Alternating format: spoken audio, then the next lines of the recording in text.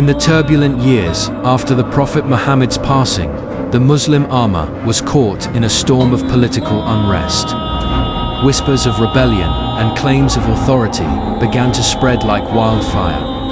Ali ibn Abi Talib, cousin and son-in-law of the Prophet, was called to leadership not for power, but for justice. The tensions with Muawiyah in Syria escalated.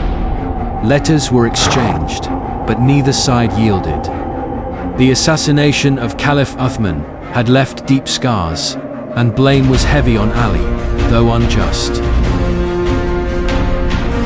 The choice was clear: defend the unity of the Ummah, or watch it crumble. The battlefield of Siffin loomed on the horizon. Ali gathered his forces in Kufa. The air was thick with the sound of swords being sharpened and horses being saddled. He reminded his men, "We fight not for power, but for truth." Scouts brought news of Muawiyah's army massive, disciplined and ready. Ali's generals urged swift action, but he chose strategy over haste. That night, Ali prayed long into the darkness, seeking guidance. The stars above seemed to burn brighter, as if witnessing history unfold.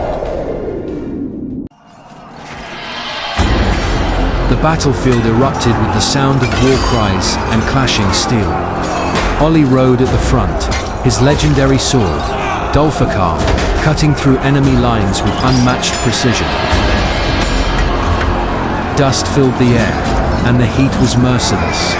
Yet, the Lion of Allah pressed forward, rallying his men with every strike. The fight raged for days. Neither side gained the upper hand, and exhaustion gripped both armies.